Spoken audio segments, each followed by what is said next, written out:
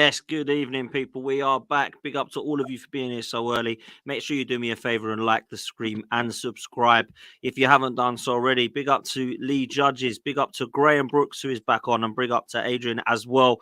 All four of us are going to be talking about what was a very, very interesting game of football, but not one that was exactly a thriller.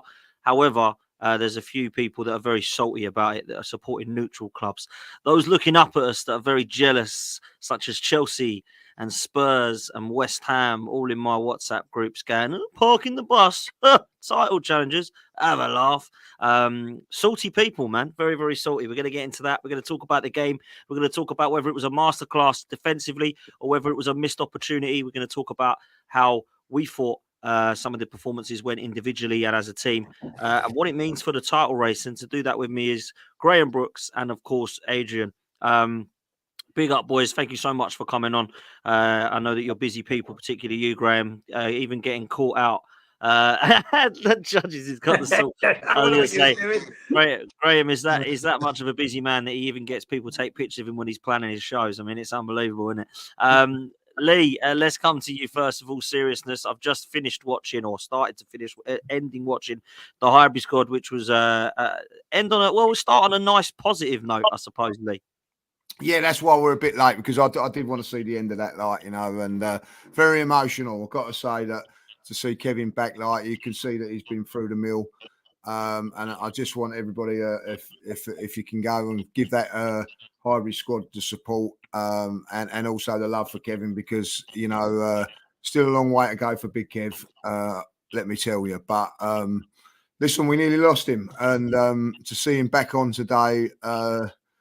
Talking the Arsenal, and I was talking to him yesterday after the game. He was buzzing for the game yesterday.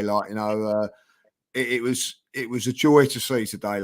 So very, very emotional watching that. Sophie got very upset at the beginning of it as well, and I felt for that. I was like it when I see him. I'm getting a bit choked up now. You know what I mean? Because not forget that he's played for the Arsenal and everything like that. He is just the most nicest person that you ever wish to meet. If you meet him, and I'm honoured to be his friend. I have to say that. I'm very, very fortunate that I can say that he's my friend, and it's just great to see him back doing the thing that he loves. And I know that he loves doing that, and he loves. All the Arsenal supporters, he'd do anything for anybody, and it's just great to see him back. So well done, Kev, and well done, Sophie and the Hybrid Squad, because that was very emotional today, but he's back. I'm so pleased. Yeah, 100%, man. I can only echo that. And big up to Sophie as well, because I know it's been difficult for her as well. And obviously tonight it would have been extremely emotional for her. She's someone who's gone through a hell of a lot in the last few weeks as well. So to hit that on top of her, definitely could have hit for 6. But she was absolutely fantastic and has remained fantastic, superbly professional and unbelievable. On Sky Sports the other morning, I thought she was class on that as ever. And big up to Sophie. But of course, big up to Kev, been on here, been on other shows. And that's what I love about Kev, is he'll come on to any podcast, whether you play for the club or not. He's come on my football show a few times where we've had people that he's not even represented and played for, but he's happy to talk to him, happy to talk to Forest Fan TV, happy to talk to Forest fans, Everton fans, Arsenal fans. So big up to him, man, and I'm so glad that he's back. And I messaged him straight after the show, and he got straight back to me saying thank you, and I'm so pleased that he's back. So big up to Kev. And long may it continue seeing him on podcasts, and hopefully we'll be back on here soon, Lee. That would be good to get him back on. Yeah, we will do. It's good. I'm just so pleased. You know what I mean? So he's just a top guy, and listen, if everybody was like him, everybody in this world would have an easy job. Because. He gives up his time for nothing to just help other people out, and he's, do you know what? He's always done that, and he's just an absolute diamond of a guy. And to see him on there today was a big, very, very good. And I'm glad he's on the mend. He's got a long way to go, as you probably know if you see the video, if you've seen it or whatever. But I'm just pleased that he's alive and with us, and that's the main thing, really. Absolute facts, man. I couldn't agree more. Listen, let's start like we normally do, but let's start a little bit differently as well, because we're going to start with a super chat from Chaitanya. Big up to Chaitanya, man. Always supporting the channel. Thank you very Absolute much. legend, man. Thank you so much for that, bro, for the super chat. Says big up to you all. Good defensive display, but a missed opportunity. That's why we need a top striker to win such a game 1-0. If we do beat Bayern Munich, I want Man City again. We need to beat them away if we want to be champions. Do you know what? There's a lot in this super chat, Graham. I'm going to come to you actually to start, because I know you did a Tactical Insight show. Lee wouldn't have seen it because he was asleep, but I watched it, and it was a really good one. And I must say, there's a lot in this super chat I agree with, and there's a lot of it that I would like to bring up and look forward. Some of the stuff Chaitanya's saying here, Graham, I actually was thinking about during the game, and one of it was, all of a sudden I fancy us in the Champions League again, because we can put in a performance like that and show that we can actually, across 2 legs, do something in football games. That was my first thing I thought. The other thing I thought was the defensive display. I agree with Chaitanya, was outstanding. There's no one can deny the fact that Gabriel, Saliba and Ben White were just ridiculously good, mate. But there was a missed opportunity in a couple of reasons why. And I'm not saying it was a missed opportunity because Man City were rubbish. It wasn't a missed opportunity because Arsenal were brilliant and we were just unfortunate that we didn't, we peppered their goal by 5 or 6 and we couldn't score. Nothing like that. I felt like there was 2 opportunities in the game where we really could have killed it off and we didn't. And that was why I said it. Now, don't get me wrong. Nathan Ake could have scored his header. Haaland could have not missed the ball. And Man City had their chances as well. But I look at the Trossard moment, and I think if you cross that ball, Martinelli is through 1-on-1. That was the Mark Overmars moment from 1998. Absolute same replica, and we didn't do it, right? Then the other opportunity in the first half from Erdegaard, who's basically been given the ball by Kovacic, and then he hasn't laid it off. And all he's got to do is just flick it. But he tries to, he's only got 1 foot, so he keeps on for too long, and then the opportunity's missed. Gabriel Jesus is sliding in and he's not got there in time. All of these opportunities for me could have won us the game. So that's what I was meaning by a missed opportunity. And I think some people misinterpreted that by going, oh, Dan's being negative here. He thinks we fluffed our lines. That wasn't the case. I think we played very, very well. I was really impressed with us defensively. But I believe what Chaitanya is saying here, I'm not so sure it's that we're lacking a striker. Not too sure if I missed that. I still think we need a striker, by the way. But I don't think that was why we didn't win the game. But I do look at the opportunities there and think, could we have done better? So that's where I'm at with it, Graham. What about yourself, bro? Well, first of all, as I was saying to Adrian before we came on the air tonight, I think, and we all saw it, we all saw the pass that Trossard could have made to Martinelli, but I think that would have been offside. I think you'll correct me if I'm wrong, but I'm hearing that it probably would have been flagged offside had he played it. So that's on that one, but I take the point. I think what you have to remember in that game, and we talked about Odegaard, where he didn't make the pass. We talked about Jesus not making the most of the chances he had. But I think one thing to bear in mind is in this game is that we only had 28% possession. It's not like we had 60, 70% possession like we normally do, and we're not taking our chances. We had so few chances. And I think the players had to work really hard in that game, Dan. That's what I will say. So take Gabriel Jesus. He was playing almost like a left wing back in that first half, covering for Kibor on the left-hand side. His work rate, he had to come narrow into midfield with Saka when they flipped to like 3 in central midfield. If you saw the show I did today, basically Pep didn't build up the way he normally builds up because basically Arteta didn't press from the front as much as he normally does. We didn't press the 2 centre-backs, we pressed their pivot. So what Pep did was he didn't invert his fullback. He basically left the 2 centre-mids where they are and tried to build up with his fullbacks out wide. So what Arteta responded with was by playing very narrow in the midfield and making it compact, and then basically getting Jesus and Saka back in wide areas to try and protect the fullback. So Jesus worked really hard in that game in a defensive display, which meant, I think, that when he got up high, bearing in mind, you've got to run 70 yards to get up the pitch. I think he physically that took its toll and maybe might have affected the way he finished those chances. People might not agree, but I just think he worked very, very hard, and basically that might have been the reason why. And again, look at Martin Odegaard's work rate in that game. And Martin Odegaard's pressing across the front line and getting back in a 3 in front of the 6 when we defended in a 6 was absolutely immense. Him, Jorginho, and Declan Rice. Declan Rice, particularly, his athleticism to get up the pitch and press, then to get back. He was playing two roles in that game. He was pressing from the front, defending in the three. So I think you talk about the chances missed. Probably, we had some chances, but I think you have to bear in mind we had so little the ball that when the chances came, it wasn't like we were sort of like dominating the game and players were fresh to take those chances. So I think they have to bear that in mind. So in answer to your question, was it a chance missed? I think you could say it was a chance missed, but I don't think it was. I think we went there. You've got to remember, last year we went up there and absolutely smashed when we aggressively high pressed. They played over the press, won the duels, and basically picked us off. And that's what we did this time. We made sure that they didn't get space in the pockets. We defended well in front of our box. The defending was absolutely immense. We stopped them from playing, which I think maybe meant we didn't have the normal sort of like chances to sort of take in the game as the way we would have liked to have taken them. You also have to remember that Martinelli wasn't on the pitch because he wasn't fit. So basically Martinelli came on the last few minutes. He would have been a great outlet, but we didn't have him. Saka, we saw in that game, was hardly fit. So basically our two main weapons to get us up high to try and transition and put them under pressure, we didn't really have. So the chances fell to the players who are not really the players we probably want the chances to fall to, really. I think Jesus is not what I'd call a efficient finisher anyway. But, I think he worked so hard that I think that when he arrived in those moments, he wouldn't have been like he would have been normally if he'd been on top in the game. And Odegaard, again, his work rate. So when he missed that pass, he was a bit sloppy with his passing. It was a bit rushed, but I just think he's working so hard. I think physically it might have taken its toll. So was it a chance miss? I don't think so. We laid down a marker there yesterday. We went there and showed that we can play them now for the third game running.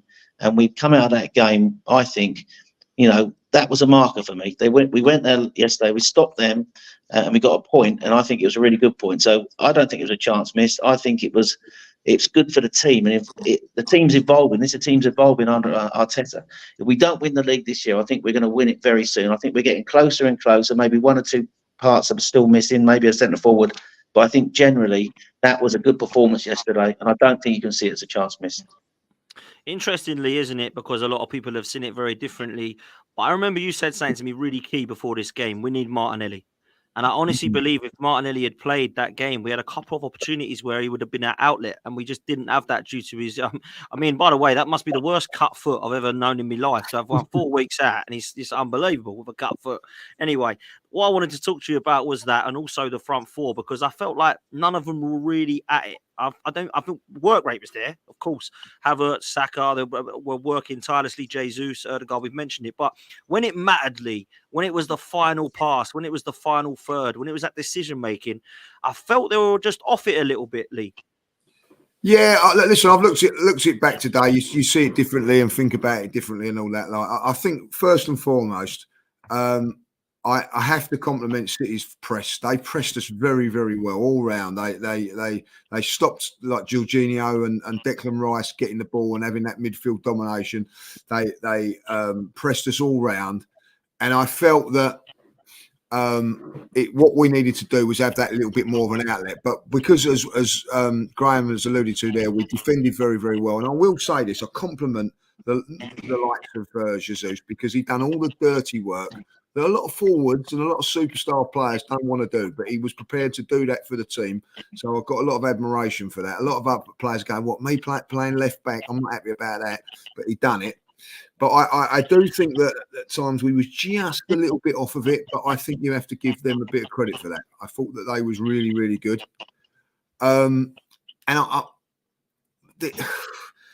It's hard to say it was missed opportunities, but it was slightly.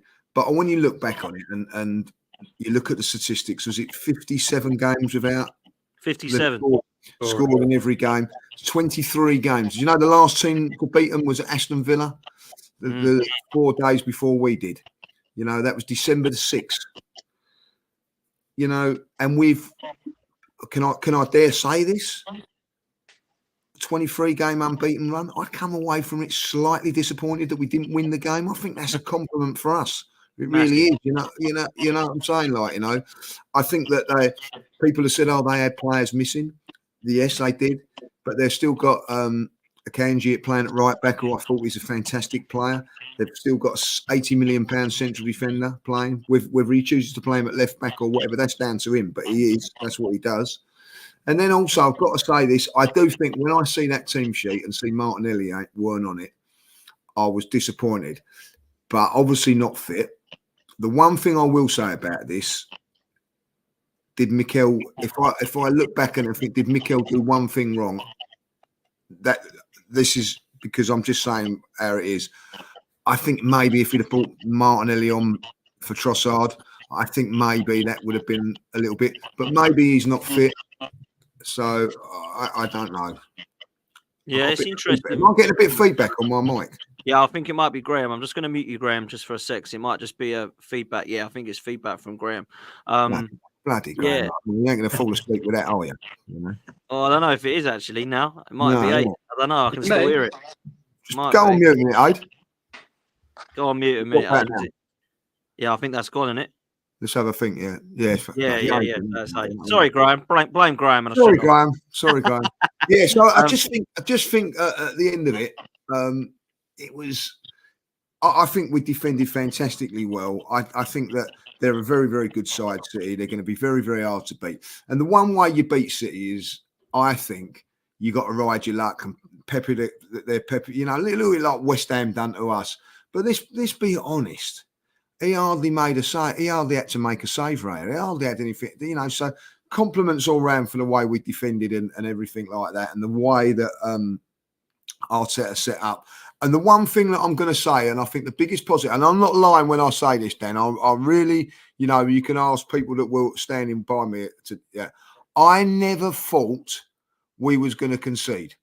I felt comfortable with the way we set up, the way we was defending them, the way you could see we was letting them have, you know, when people go on about all this possession and all that, do you remember when teams have done that to us? Oh, well, they've allowed it. We allowed them to have the possession, but when it really mattered, we shut them down and they had to go back and start again. I thought that was a fantastic masterclass. And listen, I've been to Leeds last season, hanging on, thinking, oh, they're going to score in a minute. Liverpool at Anfield, oh, you know what I mean, like quite relieved to get out of a point.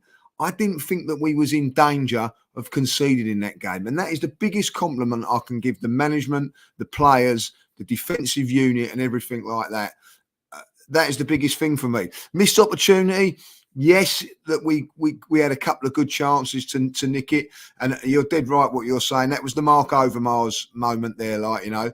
But I will say this: I don't know how you feel about it. I do feel that we always look dangerous when we went forward. We looked like we might nick it, like, you know what I mean. The one that went across the goal. I don't know if it was Saka that put it across and Jesus was coming in. I'm going to say this now. Another performance. I know probably people will slag it off and all that. I've watched it. Kai Havertz put himself about against the central defenders, hitting them. I loved the bit where he done the goalkeeper. It was fantastic. You know what I mean? Like, you know, loved it. Right. He had no one around him lots of times and all that, but he never give up once. Every ball that he chased down, he worked hard. I think you have to look at those players, the Sakas, Jesus's, even the Odegaard and Havertz. They didn't quite have a joy, but maybe, as Graham alluded to, that they worked their socks off, that when it really mattered, they just probably weren't physically at the right degrees that you need to be to kill that pass or whatever. Like, but the work rate of all four of them was exceptional. It was, and I must admit, Gary Neville actually did bring that up and say the work rate from particularly Saka. And I mentioned a couple other players, I think Havertz, etc., was actually fair, because it was Saka didn't have a great game, he was a bit fairly invisible, but actually, do you know what? He did give 110. Sorry, Lee, did you want to come in? No, just one final thing I'm going to say on it. I don't know if a point's going to be enough to win us the league. I'm going to be really honest, but do you know what? I come away with that game thinking, I think we've got a fantastic chance now of winning the Champions League. You might think I'm stupid when I say this, like, but you think you've got to go to the Etihad and get a draw. You've got to go to, more importantly, Bayern Munich and get a draw. If you can beat those teams at home, we've proved that we can do that.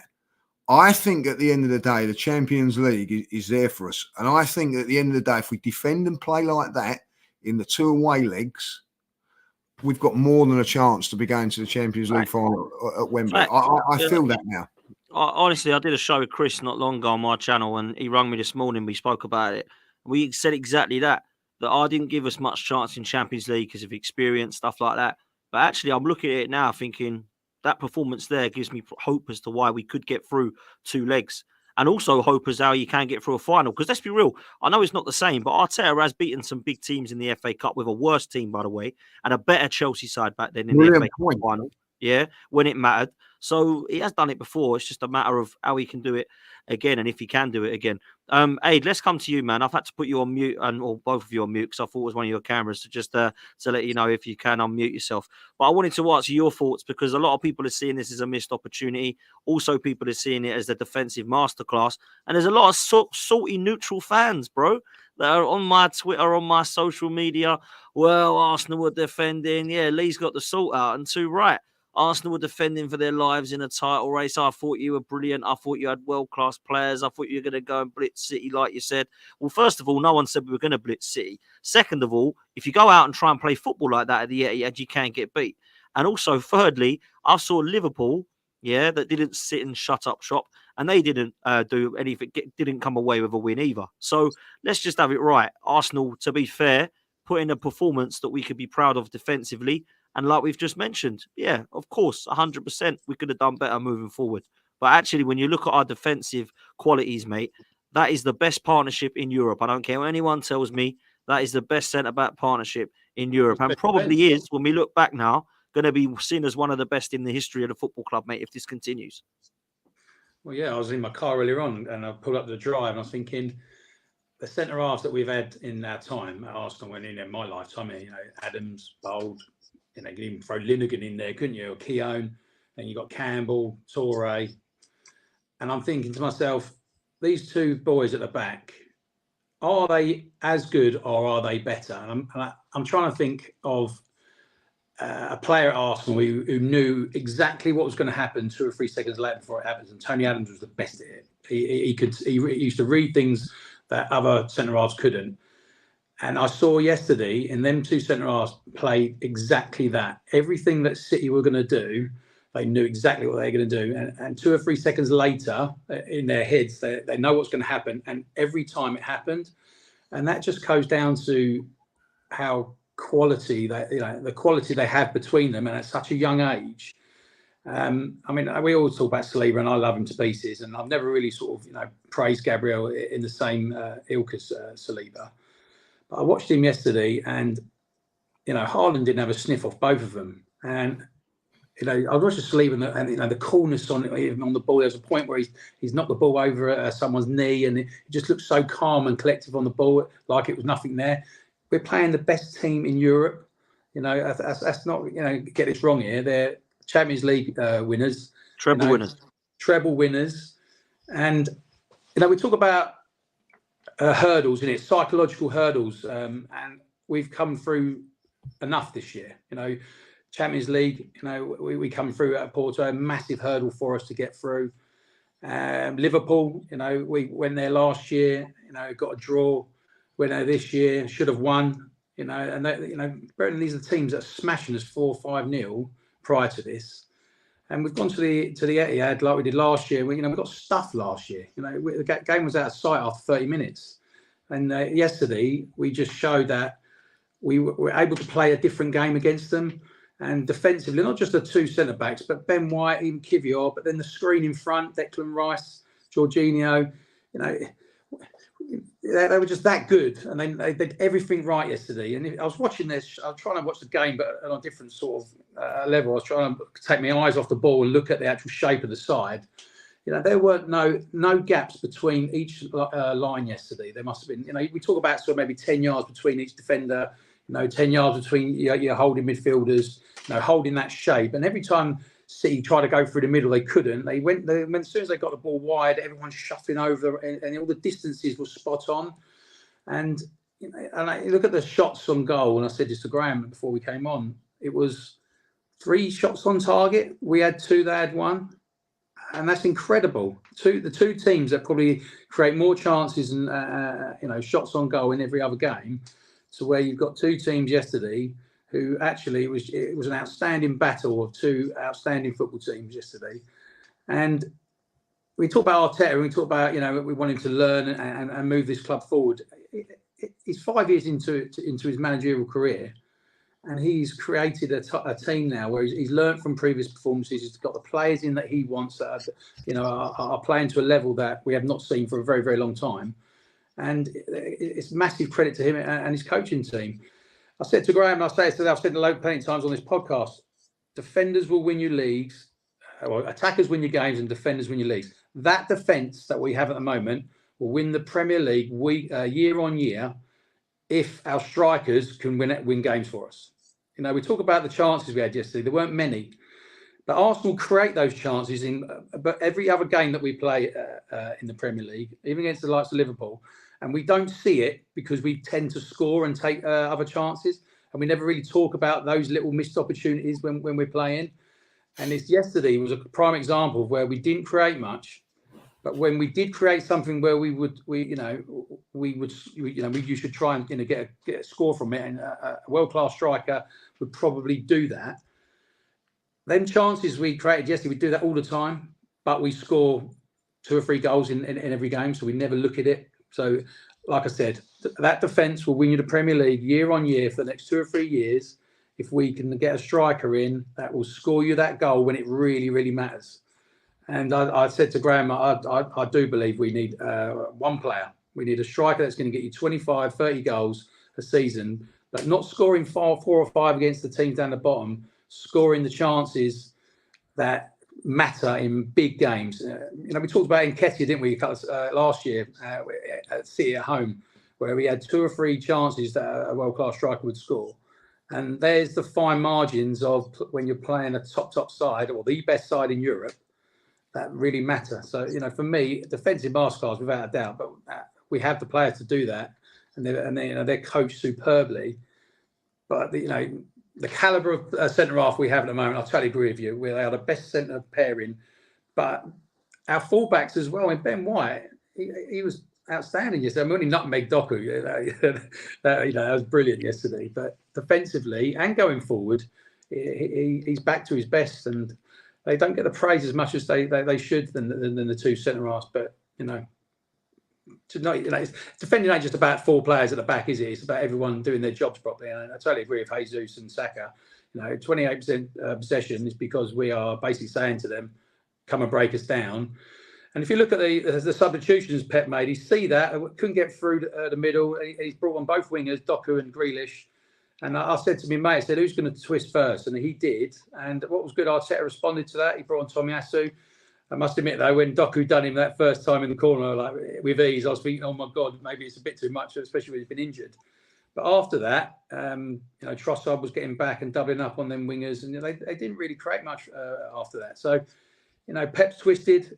Arteta has responded. And we've gone up there, bearing in mind we're getting smashed year on year.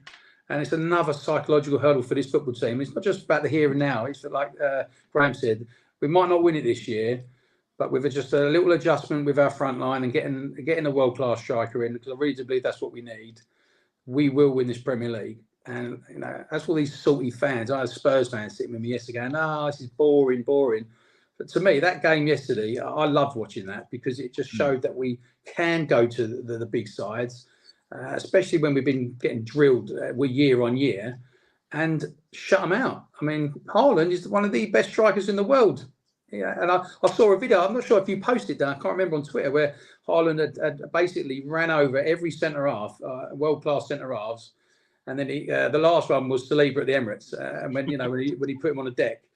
He spent more time on the floor yesterday than he has ever had, because our 2 centre-halves were just outstanding. The defensive display from both of them was brilliant. Yeah, and that was really pleasing to see. And what you're saying about the Champions League, you boys, I totally agree.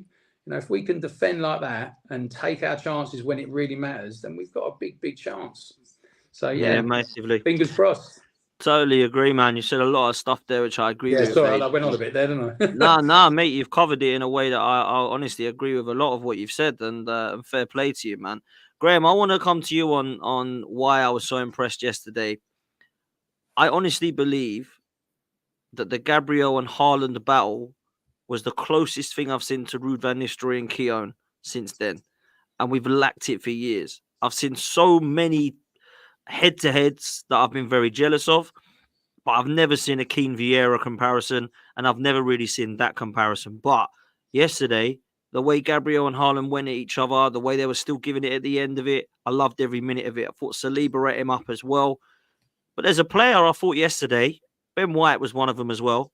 There's a player that I looked at yesterday and no one's talking about how good he is, and he cost £105 million. And I thought he was outstanding again. And I know many people talk about him.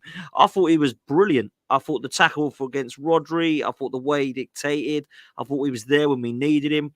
And yeah, Gabriel and Saliba and Ben White deserve credit, but so does this guy, man. This guy was outstanding again. And I think we've got an unbelievable player here, Graham. Oh, you're on mute, Graham. You're on mute, mate. Okay. Yeah, go on, Is mate. that better?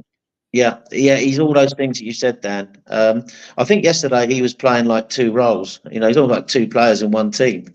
You know, pressing high and also getting back to defend in front of the back four, winning tackles, recoveries. You know, his pace to get back, his athleticism.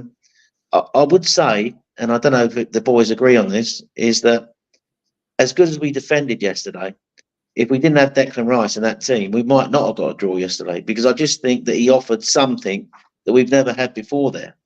And it would be so far or miss of me to say that had he been playing for Man City yesterday, they would have won the game. And I think really the whole league should thank Mikel for actually taking or getting Declan Rice to sign for Arsenal. Just to think, if he signed for Man City, we wouldn't be having a three-horse title race at the moment, would we? Because basically that signing, and I can remember all those salty Chelsea fans saying, why has he gone there? And even some West Ham fans, why has he gone there? He ain't going to win nothing there. But he believes in what Mikel's doing. And I think Mikel's even made him a better player, as good a player as he always was. I just think he's a great model professional. And you know, he won his 50th cap for England and he was captain. I think that's so well deserved. He carries himself so well in the game. He talks the right things. And I just think he carries Mikel's instructions onto the pitch. He's a real leader for us now. And I think he's something that this club has been crying out for. We talk about comparisons. Adrian made a comparison about Tony Adams and our centre-back. You know, I think he's the best thing we've had already since Patrick Vieira in that position. You know, He can play six, but he can also play eight.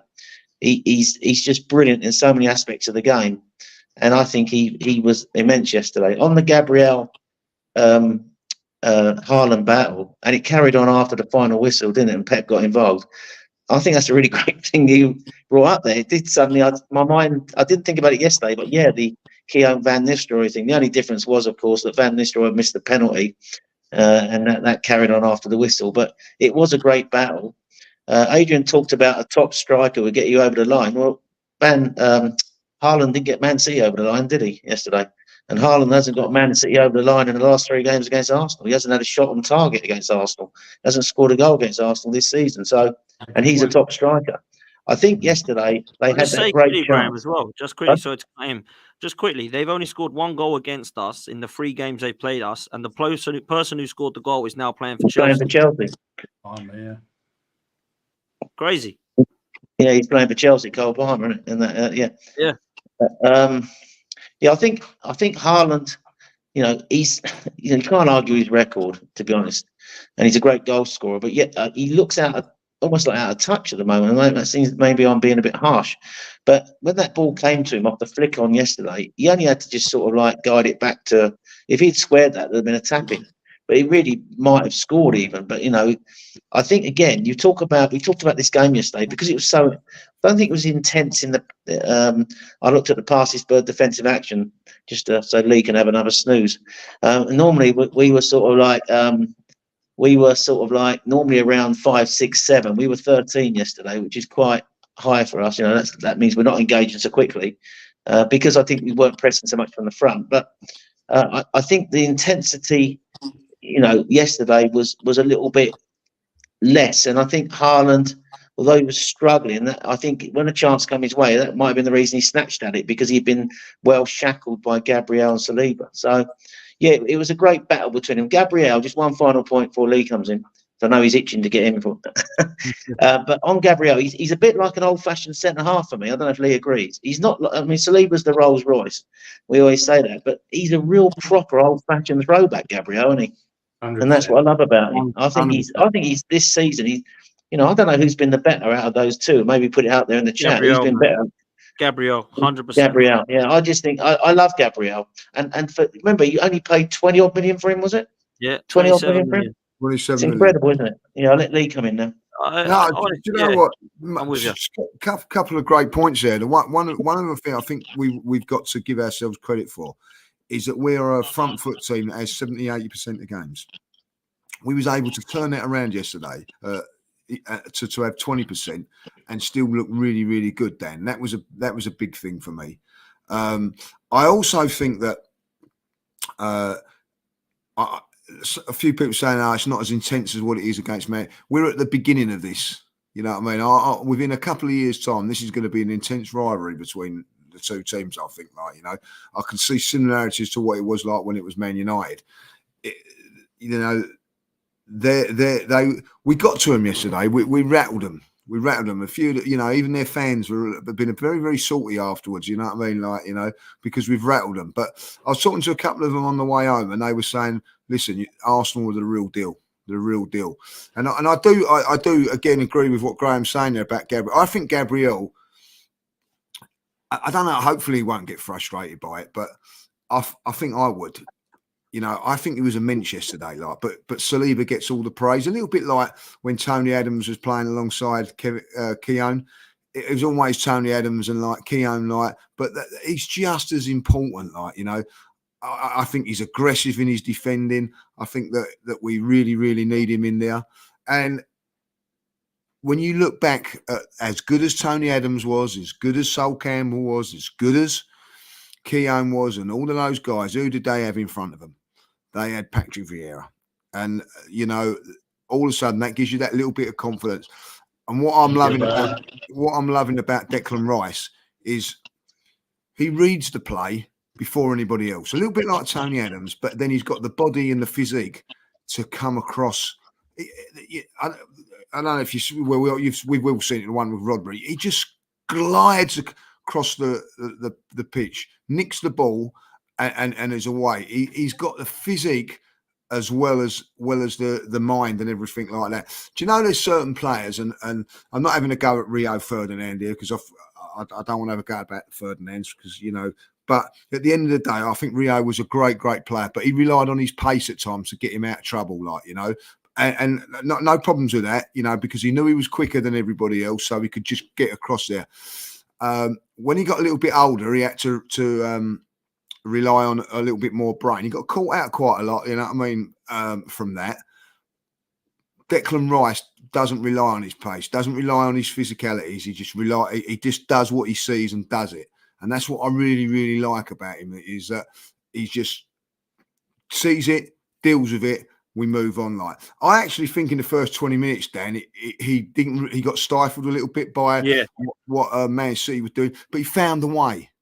He found a way of then, as what you're saying, he was brilliant in the end, but he found a way of getting into the game. The first 20 minutes, it was going over him.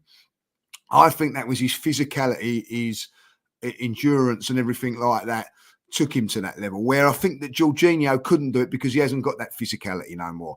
But that's not having a go at Jorginho, by the way. That's just how good Declan Rice is. And Graham makes a fantastic point. And I've said this before. It's £105 million player, but it's really 60 million and 65 million pound because he can play the holding role and do that, but he also can play that role there, as well. So you can take him in, or you can bring in Jorginho, you can bring in Partey now, and that you can take them out. You can put Declan Rice in there. And the other thing, he's the most important player, isn't he? Really? Yeah. And the other thing is, as a manager of opposition, do you know when we feel like, how Arsenal are going to play? Well, you don't know how Arsenal are going to play with him in the side. Are they going to play with him as the holding player? Are they going to play a double pivot, or is he going to play in the? That first couple of minutes, I'm pretty sure the managers are going, "Oh, look, Declan Rice is playing here today." Like, you know, it's all those little things. And when I say this, and I know we're all agree with this, there's fine margins between winning and losing in these big games. And I think those little fine margins, where he's going to play, where he's not going to be playing, is a big thing. I'm going to say it now. Martinelli's still my favourite, but fast becoming my favourite is Declan Rice. I'm just absolutely loving everything that he does. I love the way he talks about games. I think it was 3 or 4 weeks in the tunnel. He was saying, like, you know, are you feeling the pressure? Oh, no. We're looking forward to it. This is what I come here for. I'm looking forward to these games. Every game's a big game. Saying the right things, whether it be Luton at home or West Ham away or Man City. Oh, no.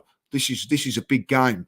He just says the right things as well. Like, he's been brought up fantastically well. And I just absolutely love him. Absolutely. Yeah, I do. Well, honestly, one of my favourite players is turning into one of my favourite players. It's incredible how instantly I liked him as soon as he walked in the door and put on the shirt. It's crazy, really. Everything, like you say, Lee, off the pitch as well. Really important that, you know, when he comes across in the media, how well he's been trained there. And some of the delivery of the questions were really good by the guy. And he was just absolutely batting them off in the right way, in the right direction, you know. Like, in particular, that one, you know, people are saying that we have to win this game. Is that what you're thinking? A lot of people would say, look, we want to win every game, but this isn't going to be easy. Straight away, yeah, of course we want to win it. That's absolutely what we're going to be going there to do. You know, it was none of this Nancy Pants. I loved everything about what you were saying, man. But Graham, before I let you shoot off, man, I want to ask you this. Where does this leave you in relation to this league title? Because 0-0, nothing much has changed for either Man City or Arsenal, but Liverpool are the ones that are laughing this weekend after winning. There's only 9 games left, mate. I know it's easy to say. Win 9 games, win the league, but I don't think Liverpool, City or Arsenal are going to win all their 9 games. So where does this leave you, mate? Well, first of all, it leaves me, I think I'm enjoying it so much, I'm probably going to stick around. So I'll probably stay on it with you guys now for another 15, 20 minutes. So I've been happy working to 2 o'clock in the morning, prepping for work tomorrow. Look, in answer to your question, I think I looked at those fixtures we got to play, and last year we got, apart from the Man United away game, I think we did well in all those games. I think we won a lot of them. So, but our running does look the hardest. And I think what you have to factor in is that we're in the Champions League as well. And if we go deep in it, if we go past Bayern and we say we get Man City, for example, they're going to be 2 massive, intense games at a time when you're fighting for the Premier League. And then Liverpool haven't got that sort of intensity. So they're going to be the benefit out of that. So, but I just think we're in there. And I see all these supercomputers saying, it's flipped Liverpool's way now, 48% Liverpool, Arsenal down to 18%. I don't know how they base that on. I really don't. I just think the difference we got this year from last year is I think that last year we fell away in that last 10 games because we'd never been there before. But we were there. I think we've as much the same way as Adrian said, we learned from going up the Etihad last year and we got smashed 4-1 the way we played, and we played differently. I think we will have learned from what happened last season, so we don't fall away. But you have to remember, we're up against 2 teams who have been there before and done it and won it. The Man City have won the last 3, won 5 of the last 6. Liverpool have won it. So we are almost like we haven't got over the line yet. And I think it'd be massive if we got over the line. I agree with Lee and Adrian. If we got over the line, this could be the start of, of something special for the club. We just got to go over the line. So I think that where does it leave us? I think we're going to battle all the way. I think it's going to go right to the end. As you said, Dan, yourself, I think all teams are going to drop points. I think, we've got a great chance. I'm not going to say anything more than that. I'm not going to jinx it by saying we're going to win it. I'm not going to write us off. This team has proved me wrong so many times this season. I think we've got a great chance of winning it. I think that we're going to go right to the end of the season. And if we miss it by a few points, I'll tell you the 2 games I'm going to look back on and regret. And they are the 2 home games against Fulham early in the season, when we should never have drawn against Fulham. We gave away a bad goal start and we got back to 2-1 and we lost it at the end when Paulinho came into the box unmarked and they got a 2-2 draw. And then I know Lee was at the West Ham game as I was. I just can't believe how we lost that West Ham game. So those 2 games, if we got, we've got 2 more points against Fulham, 3 more against West Ham. If we won those 2 games, we'd be in a wonderful position, wouldn't we? And those 2 games, I think, could prove costly. But I still think we've got a wonderful chance. So where am I? I think we're in there fighting to the end, and I'm positive. I just hope we do. Listen, I think that's a great point. Those 2 home games, you know, I also think we're poor against Wolves, but against Fulham away. But that can happen in an away game, you know what I mean? But those 2 home games, you know what I mean? If we'd have picked like the Fulham game at home as well, they were down to 10 men as well. I still think that will come back and bite us down. I really do. But I'm with you. We're in it. We're in it. Whether we win it or not, I don't know. I honestly think if we'd have won yesterday, I think I would have come out of there thinking we're going to win it. I've actually come out there yesterday seeing things that believe that we can. If we defend like that when we go to Tottenham, defend like that when we play against Manchester United, all of those games we win. But the only thing that worries me, I don't know if you guys think this as well, is that we'll be more open in games like that. I think when we go to Man United, we go for it a lot more. I think that we go for it at Spurs, so it'll be a little bit like not basketball, but they're. Do you know what I'm saying? Like I think that it's, you know, even when we go to Brighton next, you know, I think that'll be we'd be more on the front foot. Sometimes that can leave a little bit open at the back. That's all I'm saying. But I think we're definitely in with it. And I'll tell you what, I'm going to say this now. Wednesday night is massive game for us, because I think that we've got to bang a few goals in, boys, because, you know, Liverpool will be looking at it. They know what we've done going in Thursday. They've got Sheffield United. We know what Sheffield United can do. Like, you know, all of a sudden that goal difference could be pegged back if we don't get our shooting boots on Wednesday. Yeah, absolutely, man. And I think one thing I will say, Aid, is when I saw the bench yesterday, it was the strongest bench I've seen all season. And when we brought on Party, and say again. For a long while. When was a long time like you've seen the bench? Exactly. Well, yeah, exactly. It was, to be fair, even dating back to last season as well. We bought on Party, we bought on Trossard, Martinelli, Tomiyasu. Still didn't have Zinchenko that could have come on and could play one of these games. Jesus is now back into the mix. That fills me with confidence again. With Timber around the corner, apparently he's going to actually feature this season. Some people are saying potentially, if he wanted to be, he could be selected. We're going to need that now, because, Aid, we've got to play every 3 games from now to the end of the season, mate. And that's going to be key. Well, yeah. I mean, we talked about it last year. The reason why we fell away is because our players were overplayed. You know, we lost Saliba in that not Champions League, sorry, the Europa Club, wasn't it? Where he played 3 games in a week. We lost Tomiyasu as well that game, I think it was. Yep. And our squad depth simply wasn't strong enough to win it last year.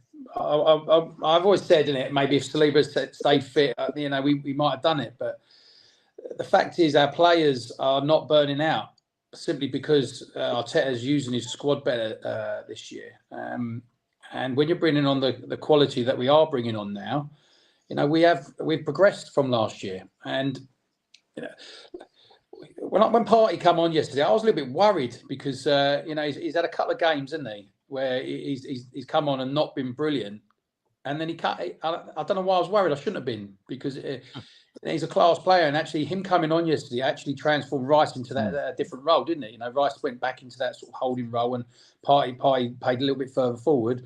But then at one point they've swapped over. You know, when you're talking about, you know, the Declan Rice and what he can do, you know, you look at, I see a Gilberto in Declan Rice, and I see a Ramsey. You know, going forward, he's scoring goals. You know, he's just the best 105 million we've ever spent. But not just that. It's the squads, and then we talk about Timber as well. Got to come in. I'm not expecting anything from him this year. He's not played in the Premier League before. Hopefully, he will be the player that everyone seems to think he is. But we're going into the last 10 games with a fully fit squad. I said it on the last podcast before we went on the international break. That was the best bench we saw in our last game. But again, it's gone up another level because we've got players back. Martinelli back on the bench. and it's so important, especially like you say, we're playing 3 games a week, and if we do go deep into the Champions League, you need your squad players to step up and be as good as what you got on the pitch. So we are making progress. We have already made progress from last season, and whether we win it or not, it was just us and Man City last year, and we weren't supposed to be there last year, were we? And Liverpool have come in, and I look at Liverpool, and they kind of sort of crept their way up there, haven't they? No one's really spoke about them, and that's down to their manager Klopp being able to rotate his squad, bring the youngsters in, because they've been absolutely ravished with injury, haven't they? So I actually do believe if we win it this year, it'll be one of the greatest Premier League wins in history. And I generally mean that, because you're up against 2 sides, like Graham said, who have been there, done it. You've got Man City who've just walked the league in the last 10 years anyway. And we ain't been nowhere near it. Everyone, it winds me up when everyone says about last year, we bottled it, we bottled it. Well, okay, maybe we did fall away, but when have we bottled it previous to that? Because we've never been anywhere near it. So the fact is that the progress the team's made over the last 5 years that Arteta's been in is phenomenal, and people need to remember that. We talked about the games that we might look back on, and I think it was also down to how the squad was playing at the time. I think we all spoke about it, didn't we? Having that plan B and playing differently. If we were playing like we are, from the not the international, it was the international break, wasn't it? Or the winter break. We went to Dubai, and we always laugh about what the hell happened over there, because whatever happened, they need to keep doing it. We've come back from there. If we were playing like we're doing now at the beginning of the season, we'd be walking this league.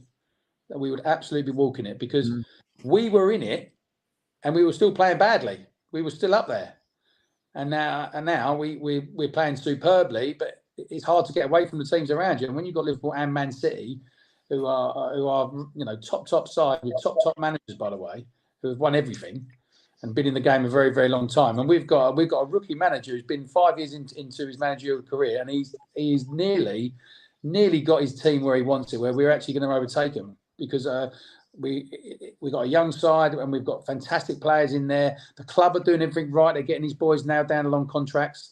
And that's half the reason why the squad is at the level that it is. And I've sort of deviated away from the question about the squad's going to be massive, but it is a squad game now. And when you're playing 3 games a week, and Champions League football is completely different from Europa League football as well. It's just it's a great place to be for Arsenal Football Club, especially within the last 20 years since the Invincibles, where we've been nowhere near it. And I'm going to be honest. I know we talk about the Invincibles being the best ever side, and I don't think you could ever beat that.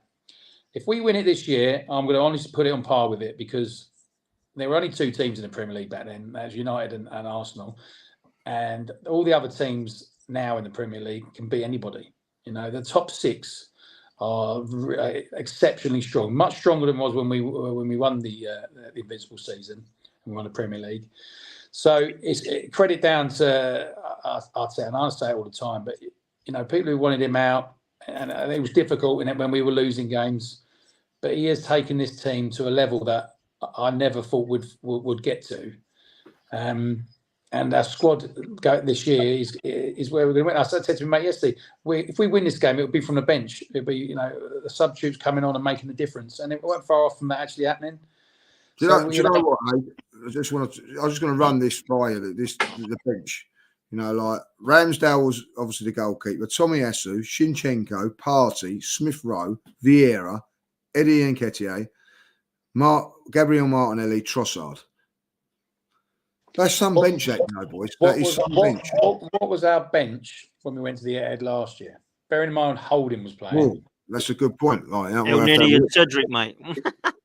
Elneny and Cedric have been in the squad quite a lot this season, but they're not. They weren't nowhere near it yesterday. Like, out of that whole bench there's only really three players I don't think will be here next, or potentially be upgraded on next year, that we could put on the bench. Eddie, I love him, but Smith Rowe and Fabio Vieira.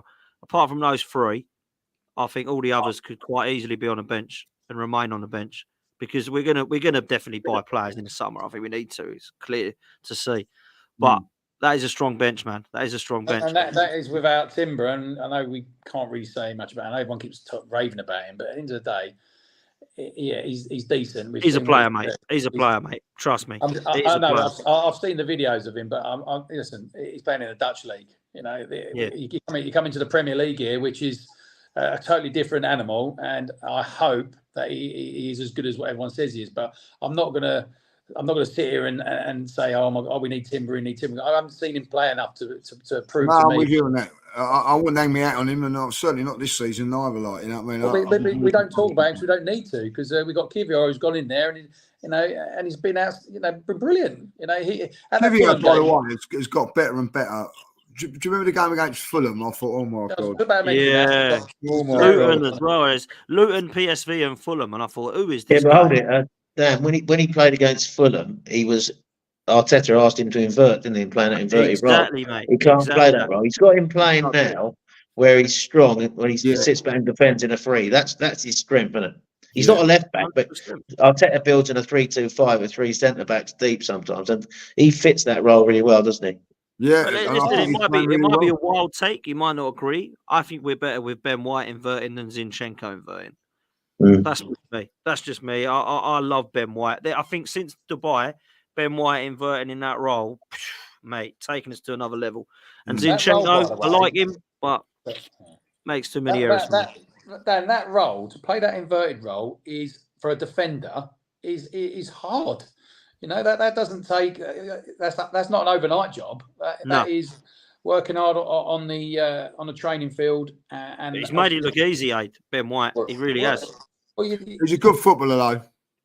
Don't get me wrong. Yeah, and the reason why he's that good at it is because everyone talks about where in England squad and everything like that, don't they? If you speak to players around the club and they talk about Ben White, he works the hardest out of everybody. But it ain't just about how hard he works, with his work rate. He works hard to improve his game. And, his ball playing skills now and being able to invert and play that role, you've got to be a player to do that. And he wasn't that player at the beginning of the season because he's never been asked to do it before. So the fact that he's taken to it like a duck to water, he's only going to get better at it.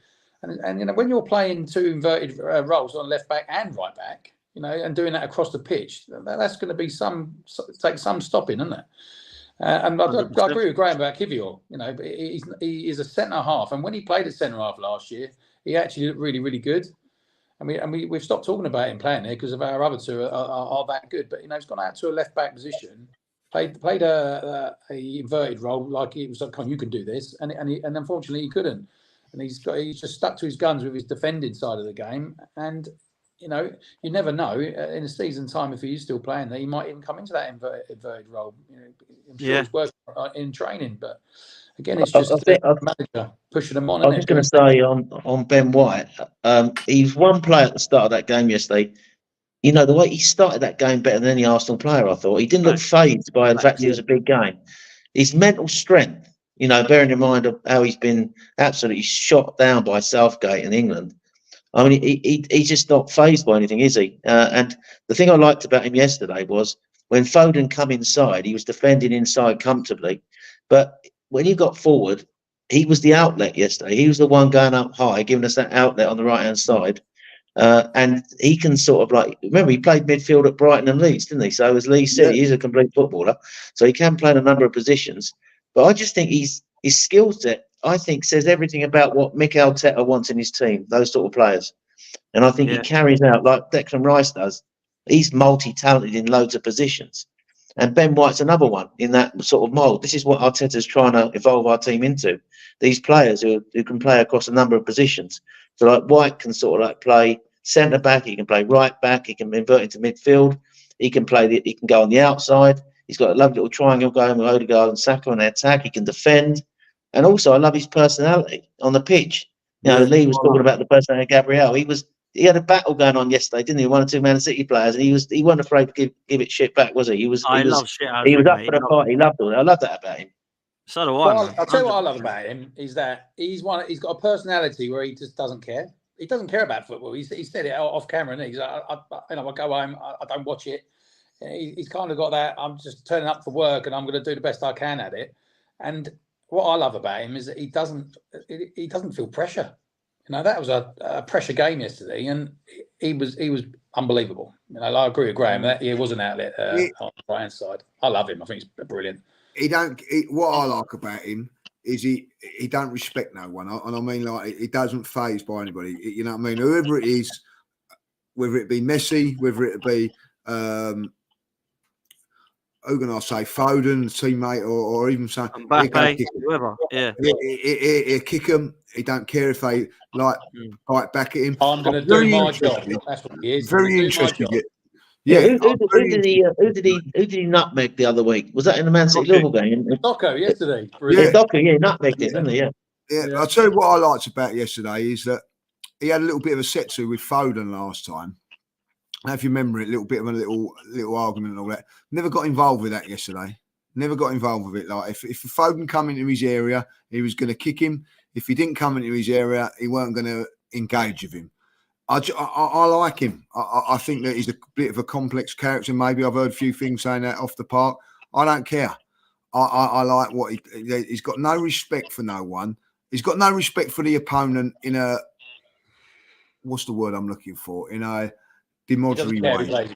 He don't care who he plays against. He's not phased by reputation. He's not. That's why he's not phased by it. That's what's great. Not phased by it. He just go, right. I'm up against you today, and if it comes to it, I'll kick you if I have to. If I don't, I don't. And do you know what? I love it. I absolutely love it. 100%. Whole back line have it. Listen, before we come to the last question of the show, please make sure you do me a favour. There is 500 people in here, but we only have 100 and not even 150 likes. So make sure you smash the like button, people. Smash the like, hit the subscribe button as well. Both of those things are absolutely free to do. Make sure you go and follow in Adrian and Graham as well. And make sure you come over to my podcast on Football's 12th Man. And then pinned in a comment, you will see Surfshark VPN. If you do not know what Surfshark VPN is, then here's a little reminder. Yes, judges. Hello, Dan. How you doing? What are you up to, bro? I'm actually watching the football, mate. This Surfshark VPN is a lifesaver, mate. You can watch the football with a dodgy Wi-Fi, even at the Emirates when you've got a big crowd there and everything like that, watching the football. Unbelievable. Easy to set up? Well, it must be if you've done it, mate. Oh, very, very funny. Even abroad you can watch all your favourite programmes. It's like being at home, mate. And that's exactly what you guys can do too. Click the link in the description for Surfshark VPN. Surfshark VPN. Make sure you go and get it, people. Is Tactical Insight on there? From EastEnders, Coronation Street, Emmerdale now ringing us up. It's incredible. I mean, like, we've had to turn it all down because we're too busy, but you know, they need some actors, and they found their men. Can you get Tactical Insight on there? Yeah, we can do that. I'll tell you what, Surfshark VPN, you can even get Tactical Insight. You can get Tactical Insight on that, and it's listen, I love Tactical Insight. You know, it's a great show, and listen, if you haven't seen it, go and watch Graham, because I tell you what, I'm going to say this now. I'm going to big up Graham, because at the end of it, the guy knows what he's talking about. Now, Graham won't admit it, he's not been a footballer himself, but for the knowledge that he's got without playing the game is amazing. And I have to say that, and whether he's doing his little bits outside and being filmed, he's a good guy. 100%, man. Yeah, look, I like the show, and I've loved Graham and respected what he's talking about, and he knows his stuff.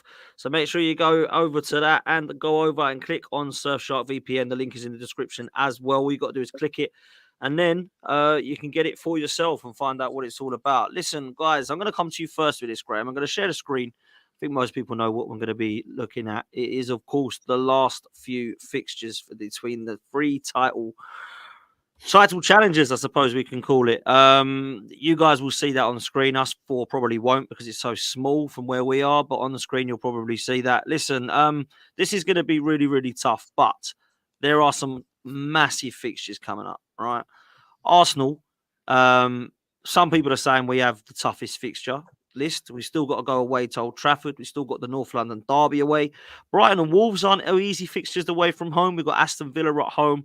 And then, of course, we've got Luton, Bournemouth and Everton, which people would say is easy at home. But some of those teams are absolutely fighting for their lives. And sometimes it's the worst time of the year to play them.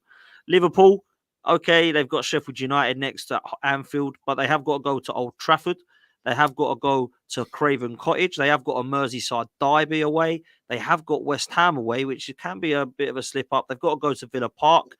And they've got to go to Spurs. Well, actually, sorry, they've got to welcome Spurs at Anfield. Man City also have Aston Villa, but it's at home. They've got Brighton away, which could be quite tricky for them because that's a bogey team for Man City. Forest away, fighting for their lives. Craven Cottage, another fixture for them, which is going to be difficult. And they've got to go to Spurs away, which is going to be rearranged. And it's a game that they just literally do not enjoy, man. Graham, let's come to you first. My first question is, who do you think does have the easiest run of fixtures? And secondly, do you see any of these teams slipping up? What sort of question is that? Well, it is what it is. Do you think any teams are going to slip up? Yeah, look, there's going to be one team that dominates? Yeah, I'll tell you one thing, Dan. I think you said Man City got problems going on Brighton. I think that Brighton fixture is really difficult this weekend. I watched them play at Anfield, and I thought they looked really good. And they got their team at the moment. They're missing some of their best players, like Matoma. You know, the Zerbi teams are difficult to beat. And do you remember when they came to the Emirates? We dominated, but we struggled to score against them, and we ended up getting the job done 2-0. And we won down there 4-2 last year. But I think that'll be really difficult this weekend. So I'm not taking that Brighton game for granted at all. I think last year those 9 games we won 8 of them. I think. Respecting, only lost at Man United. Can you just repeat them to me, and I'll tell you the scores? I think we beat Brighton, we beat Wolves away, we beat Villa at home, we beat Tottenham away, we beat Everton at home, we beat Bournemouth at home, we lost at Man United. Is that virtually all of them? That is the only one, mate. Man United's the only one we lost. Yeah, that's the only one. So, but then we played them at the time of the season. It's not the running, is it? So it's hard to judge it like that. And as you said, those teams are fighting for their lives. I think Liverpool got the easiest run in. I think City have got the pedigree because they're the one team who could just literally roll off 9 straight wins. As much as at the moment they're a bit inconsistent, I do think that Kevin De Bruyne at the moment this might be a slightly controversial thing to say. I think he's on the wane. I think since he's come back from his injury, I just don't think I've watched him, apart from that one performance against Newcastle, just don't think he's been at his normal level. I don't know why. I'm just wondering if he's slightly why he's not quite at it so much. I know we shut him out really well. So I think Man City got the pedigree, even though they've got, if you look at it, I think they had a couple of injuries yesterday, but they've got the squad depth, and they've got Haaland, who I'm sure is going to start firing again. Foden's had an unbelievable season, you know, as much as I ridiculed him earlier. I just think that they are the team that can smash out 9 wins. Liverpool got the easier fixtures, and haven't got the distraction of the Champions League, and also Klopp's farewell tour.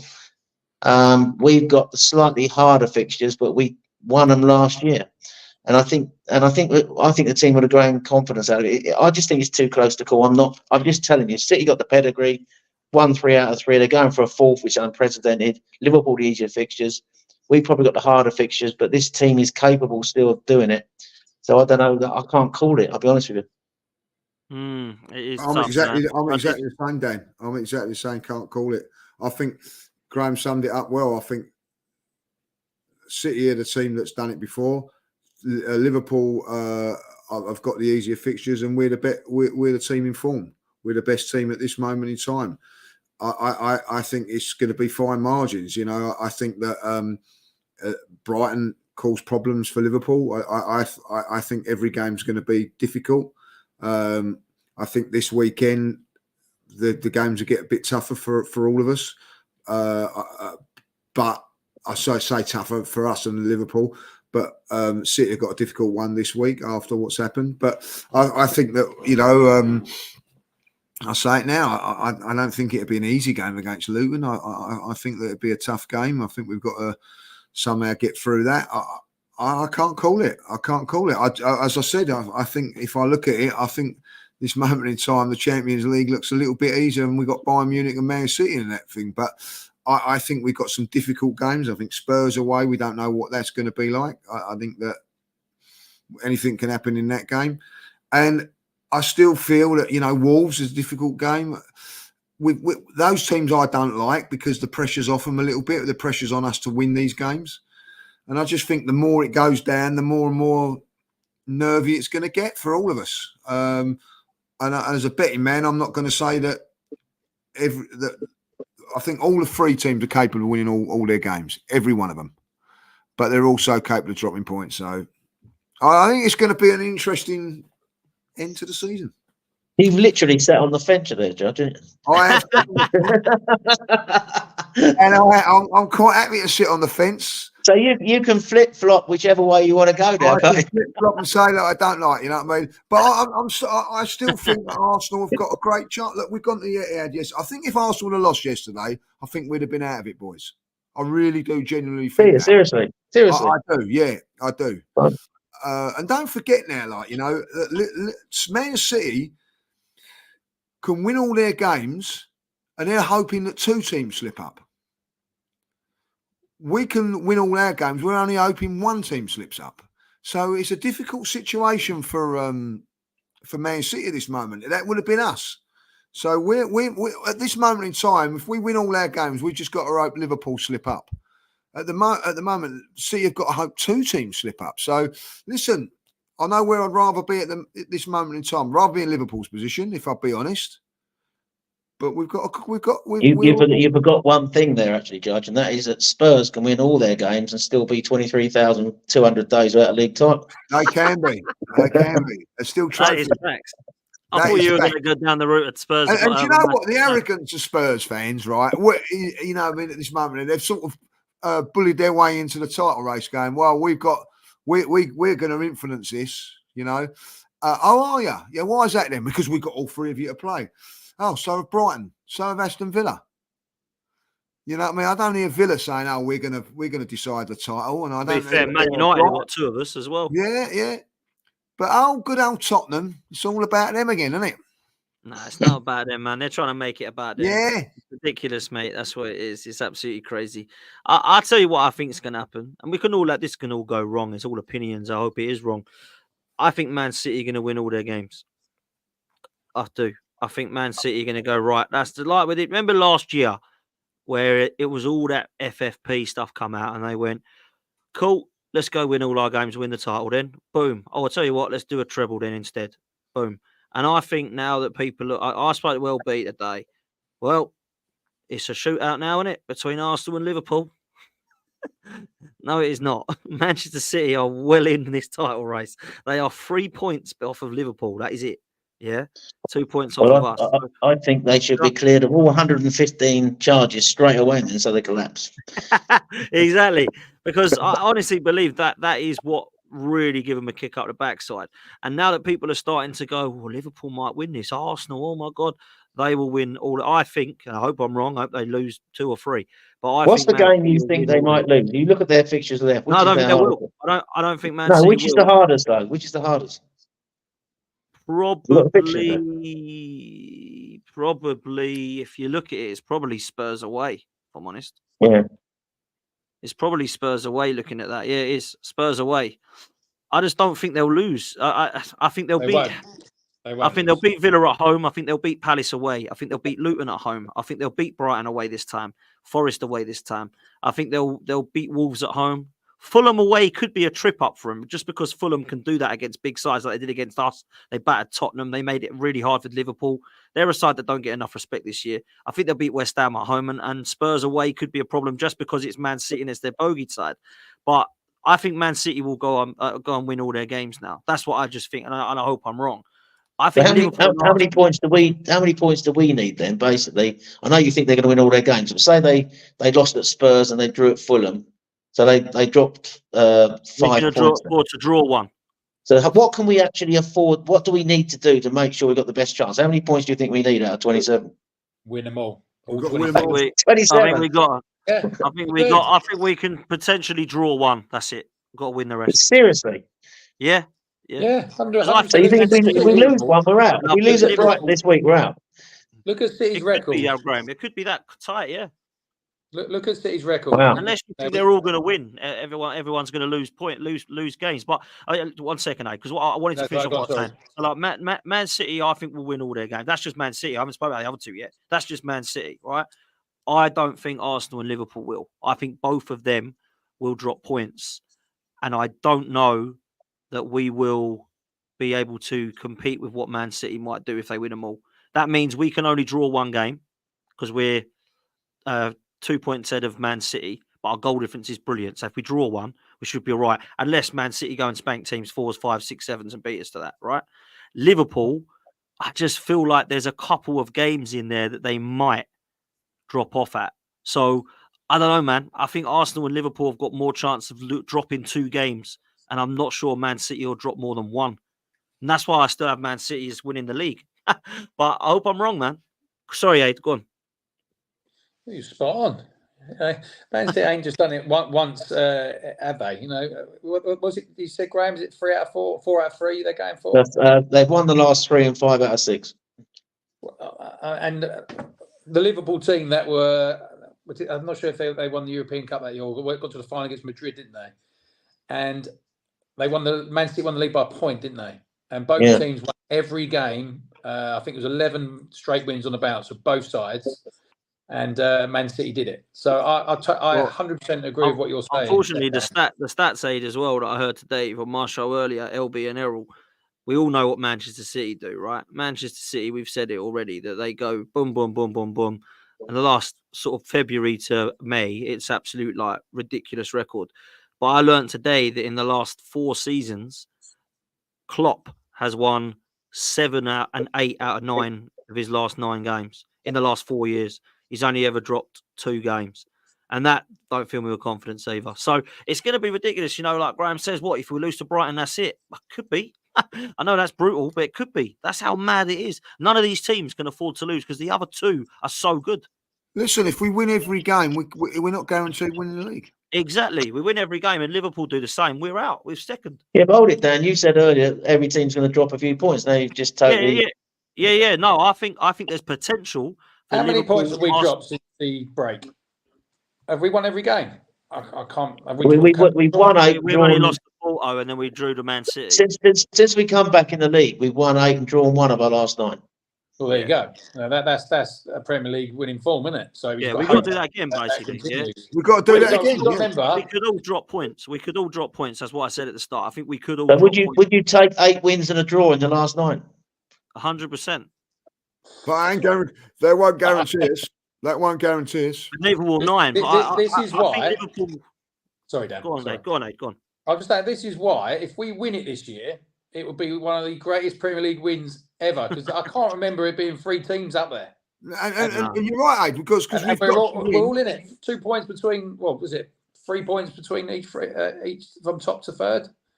Is it 3? I can't. Sorry, I don't really looked at the league. We're 3 points. Liverpool 3 points ahead of Man City. Yeah, and we're 2. You think about it, guys. We've got to win.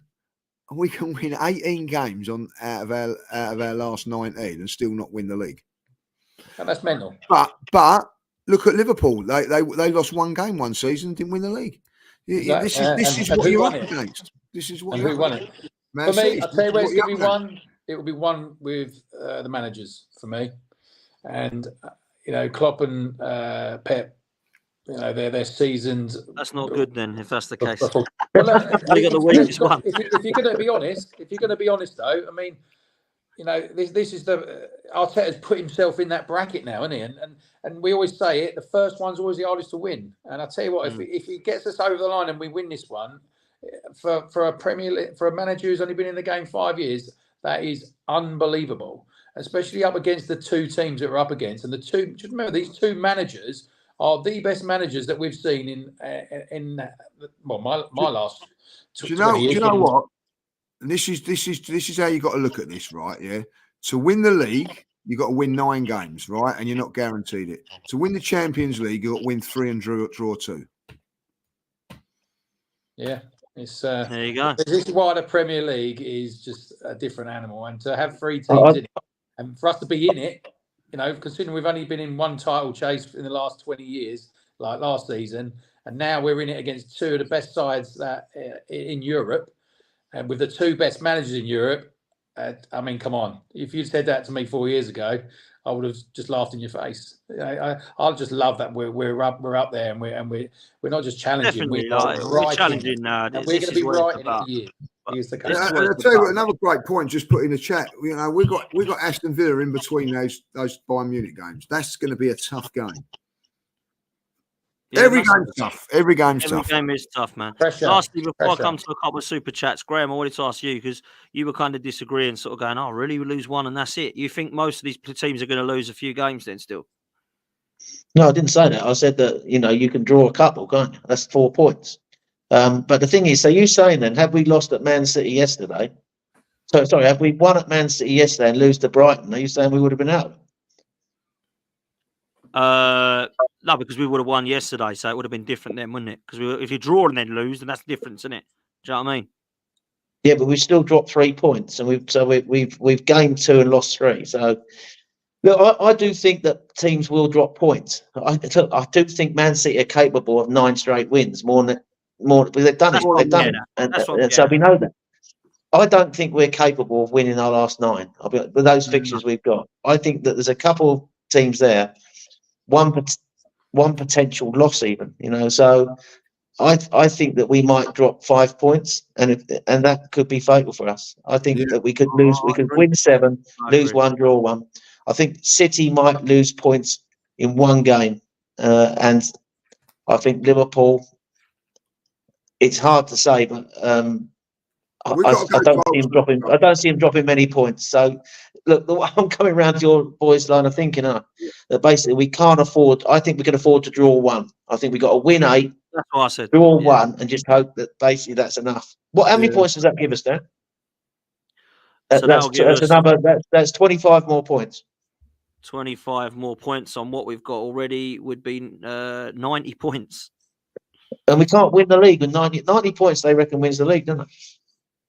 Well, it might not this year. Yeah. We shall see. We shall see. But I think we've got to go to. Definitely got to go to Tottenham and win. And definitely go to Manchester United and win now because we didn't win yesterday. That's my opinion. My opinion. But listen, Europe will be big. anything can happen. Anything can happen. This is what we're in, though, boys. United could go and beat Liverpool. We don't know. Like Luton could go and beat us. Anything can happen in this time. Just one quick point before we all shoot off. Do you think he'll rotate on Wednesday night against Liverpool? Yes. And would you? Yes. 100%. Saka can't play. Right, okay. Yeah, Saka can't play. No way Saka. I want to see Saka lining up. No chance. Saka on the bench, Jorginho on the bench. Partey comes in, and I would play Trossard. Jesus. All right, okay. He's massive. I'd have gone Jesus and Martinelli. Jesse's on the right and Trossard on the left. That's what I would have done. Yeah. If Martinelli's fit, I don't know if Martinelli's quite ready yet, but if it is, I'd give Martinelli a run out as well. Yeah, 3 players there. Like I'll probably play Tomiyasu, give him a game as well. Yeah, I think that's fair, to be honest. Listen, last couple of super chats. This one comes in from Cliff. For one, I'm grateful for the point. City smothered us. Their press off the ball was immense, but Gabriel, Saliba and Rice weren't having any of it. We move on. Proud Luton boy, but I'll be a Judas on Wednesday night. Big up to Cliff. Thanks so much for the super chat, man. Absolutely. Last one comes in from Sandwich. Arteta. Hang on a minute. What is this? Arteta takes so long to put the good players in. Do we get what that means? Yeah, might be like the substitutions a little bit. I think maybe he put Martinelli on just probably 5 minutes too late. But listen, I'm going to give him a pass on that. We don't know how fit Martinelli was. We know how fit Martinelli was. What happens with him on Wednesday night? I think the other final point in that game was, I think, if you remember second half when Pep twisted and he put on his Doku and Grealish, Arteta responded to what Pep did. I think he was waiting to see what Pep did in that game. It was 0-0.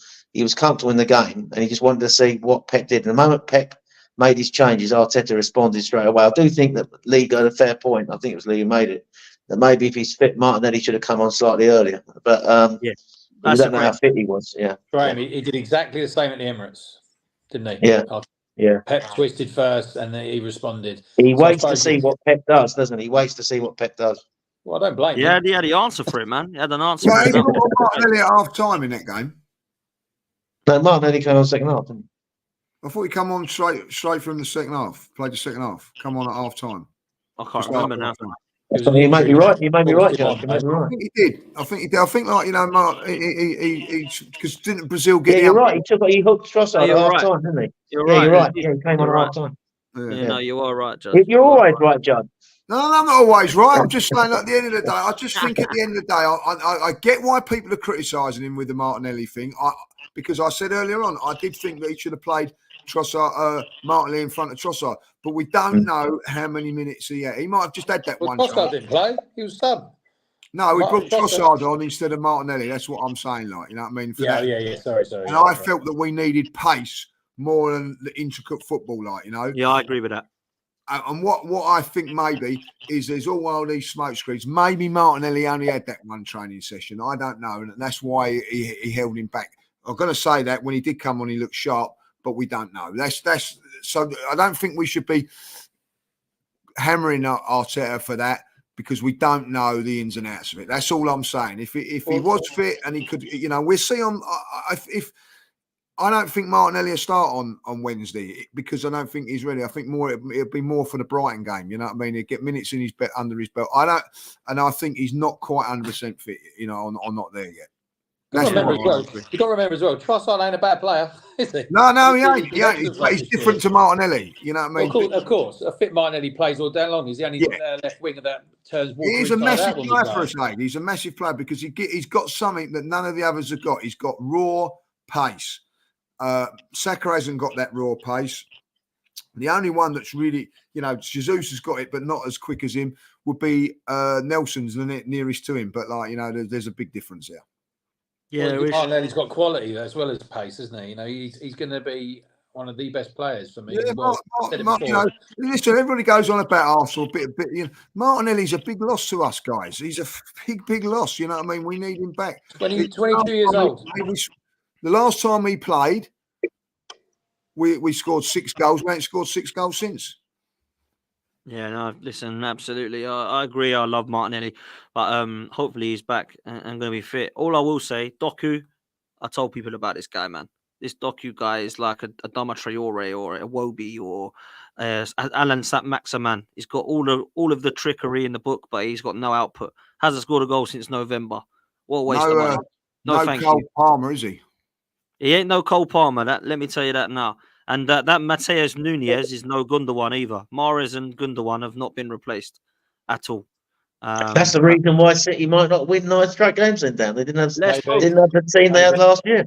Let's pray, man. Let's end it there on a positive. Let's end it on the positive. Let's end it there while we're on it. Listen, people, smash a like. There's over 200. Make sure you keep putting more likes. We've only over 200 just to keep smashing the like button. Subscribe if you can as well, please, people. 2 of those things are absolutely free. And we'll end it there. Lee, I'll let you say good night to everyone. Listen, have a great night, guys. We go again Wednesday. Stay blessed. Enjoy West Ham Spurs tomorrow. Come on, you Emerson. I'll just say that. Enjoy that game. And then let's go against Luton. Take care.